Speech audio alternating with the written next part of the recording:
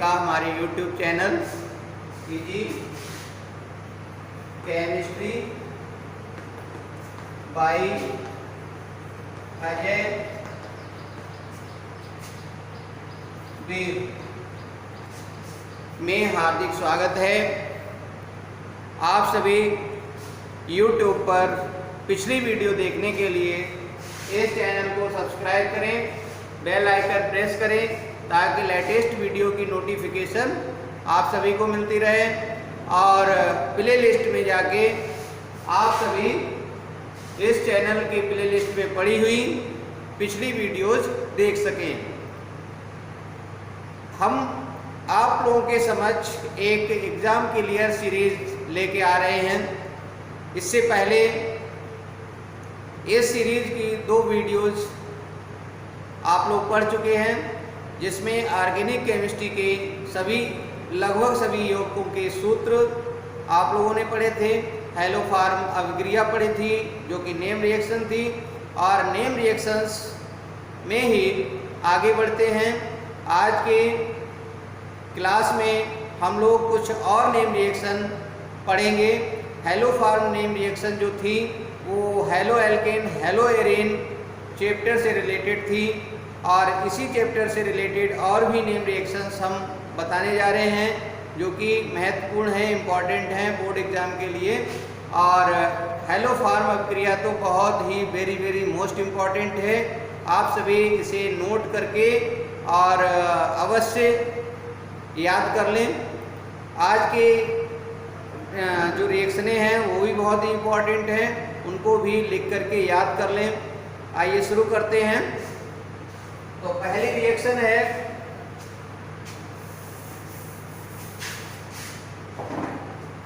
वुर्ट्ज अभिक्रिया, वुर्ट्ज reaction, WURTZ reaction, वुर्ट्ज अभिक्रिया।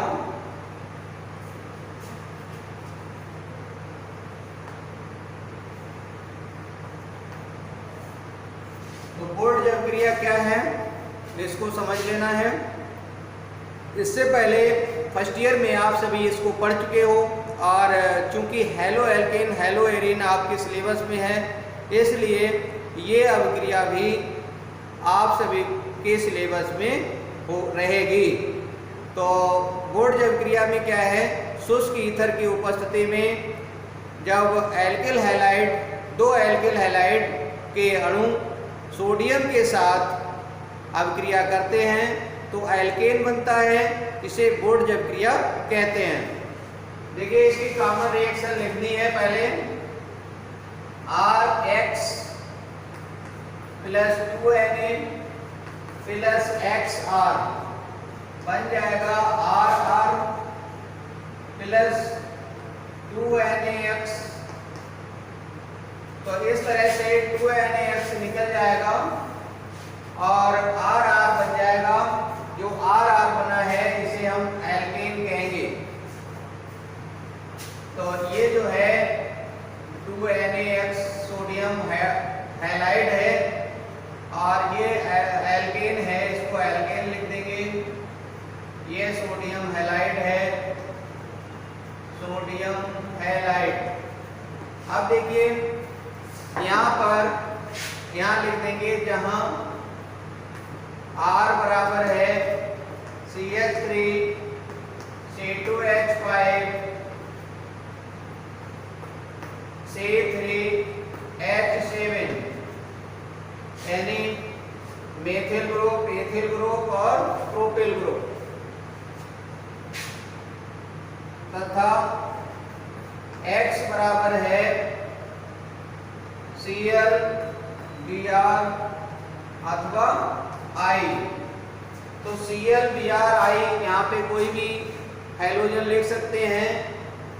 जो हैलोजन लिखेंगे वैसे ही सोडियम हैलाइड बन जाएगा। अगर क्लोरीन लिखते हैं या Cl परमाणु यहाँ लिखते हैं X की जगह पे तो सोडियम क्लोराइड बनेगा, और अगर ब्रोमीन लिखते हैं X की जगह पे तो सोडियम ब्रोमाइड बनेगा, और आयोडीन X की जगह पे लिखते हैं तो सोडियम आयोडाइड बन जाएगा। तो आइए इसका एग्जाम्पल देख लेते हैं।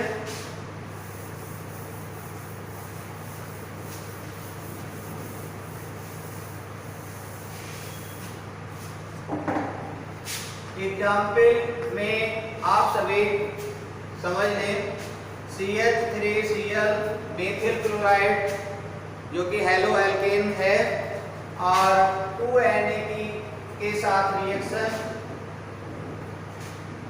और ClCH3 एरो के ऊपर शुष्क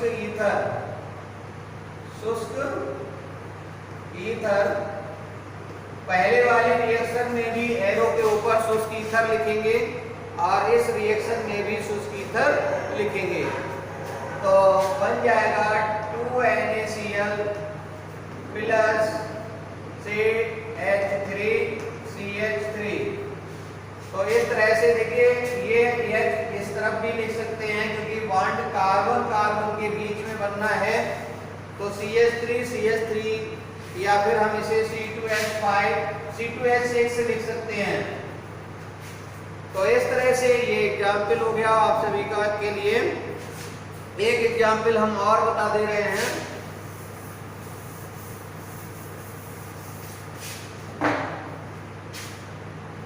C2H5Cl या I लिख दो, C2H5I plus 2Na plus IC2H5।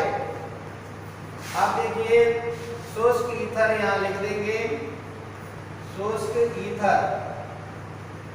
आप सभी अगर इसके आगे का जगह हो तो उधर लिख सकते हैं एरो खींच के, क्योंकि यहाँ पर हमारे इधर को जगह जो है वो मोबाइल में आपके नहीं आ पाएगी, इसलिए हमने नीचे लिख दिया है।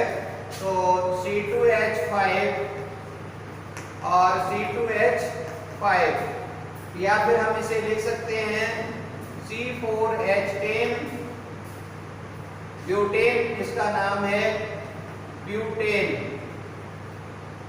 वो भी N ब्यूटेन है, और प्लस में 2NaI बन जाएगा। तो इस तरह से वोल्ज अभिक्रिया और उसके एग्जाम्पल समझ में आ गए होंगे। इसी तरह की एक और रिएक्शन है दूसरी, जिसे हम वोल्ज-फिटिक रिएक्शन कहते हैं। ये वोल्ज अभिक्रिया वोल्ज वैज्ञानिक ने दी और वोल्ज-फिटिक अभिक्रिया वोल्ज और फिटिक दो वैज्ञानिकों ने दी है। तो वो कैसे होगी उसको समझ लीजिए। बहुत ज्यादा अंतर नहीं है, थोड़ा सा ही अंतर है।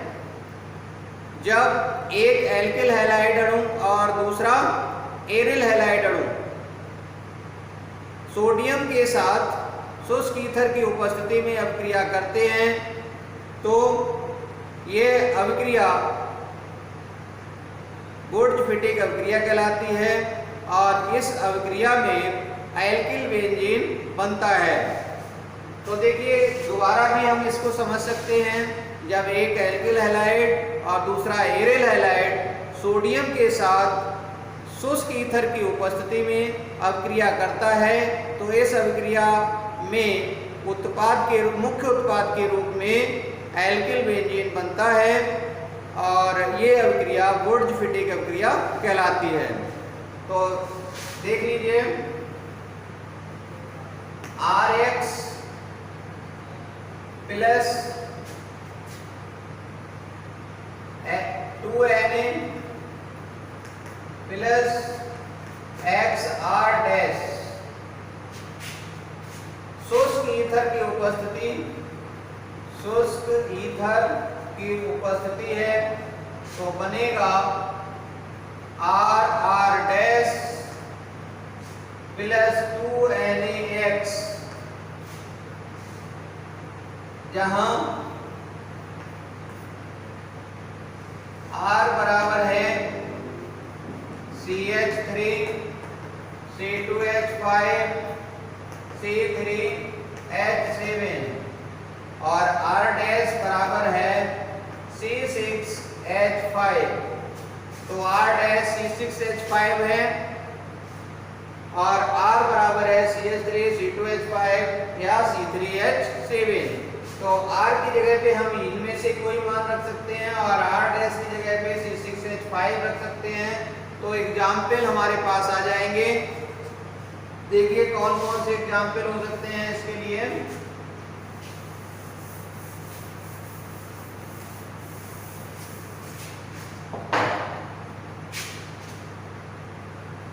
CH3 चाहे तो इधर से लिख लीजिए, एग्जाम्पल देखिए CH3Cl plus 2Na plus Cl, ये जो है बेंजीन रिंग है जिसे हम C6H5 कह सकते हैं। चाहे हम इसको ऐसे भी लिख सकते हैं Cl C6H5। तो C6H5Cl क्लोरोबेंजीन है, ये है क्लोरोबेंजीन। तो देखिए शुष्क ईथर की उपस्थिति, शुष्क ईथर की उपस्थिति में बन जाएगा टॉलुइन CH3। देखिए यहाँ पर टॉलुइन आपने इससे पहले फर्स्ट ईयर में पढ़ा होगा। तो टॉलुइन बनाने की ये एक विधि है और चूंकि हेलो एल्केन और हेलो एरेन वाले चैप्टर से रिलेटेड है इसलिए ये आपके सिलेबस में है। फर्स्ट ईयर में भी सिलेबस में थी और इंटर में भी सिलेबस में थी। इसके बाद में एक अगला एग्जाम्पल हम दे सकते हैं। अगर मान लीजिए यहाँ पर CH3 CH2 और CH2Cl ले लें तो ये बन जाएगा भाई C2H5Cl ले लो। तो C2H5Cl लेने पर यहाँ पे C2H5 लग जाएगा, ये दूसरा एग्जाम्पल हो जाएगा। तो इस तरह से दो एग्जाम्पल के द्वारा आप सभी ने ये रिएक्शन समझी। और इसके बाद में, इस नेम रिएक्शन के बाद में एक अगली नेम रिएक्शन है फिटिक रिएक्शन।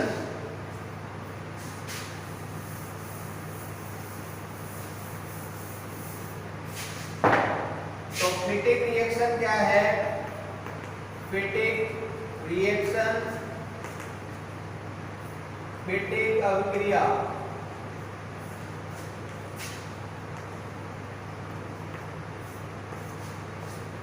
इसमें भी बोर्ड के ही तरह है, बहुत ज़्यादा अंतर नहीं है।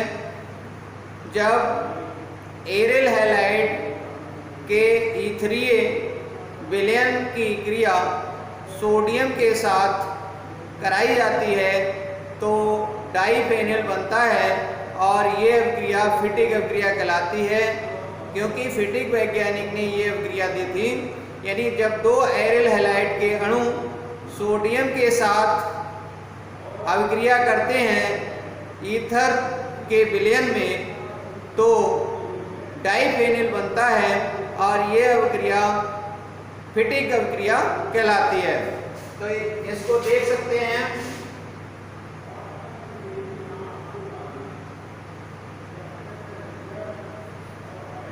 R C6H5Cl 2Na। देखिए यहाँ पे एग्जाम्पल देने से पहले हम कॉमन रिएक्शन समझ लें। RX plus 2Na plus XR। तो देखिए ईथर विलयन या शुष्क ईथर, यहाँ पे लिख सकते हैं शुष्क ईथर, तो बन जाएगा RR प्लस 2NaX, जहां R बराबर है C6H5 CH5 R है और इसकी जगह पे R की जगह पे अगर हम लिख दें तो हमें फेटिक अभिक्रिया प्राप्त हो जाएगी। एग्जाम्पल देख लेते हैं।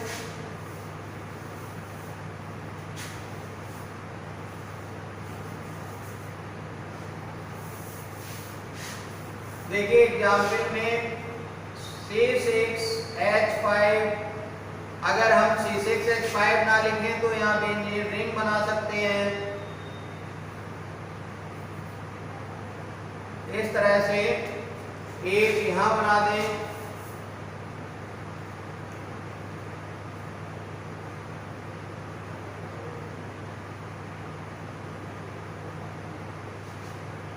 तो ये बन जाएगा डाइफेनिल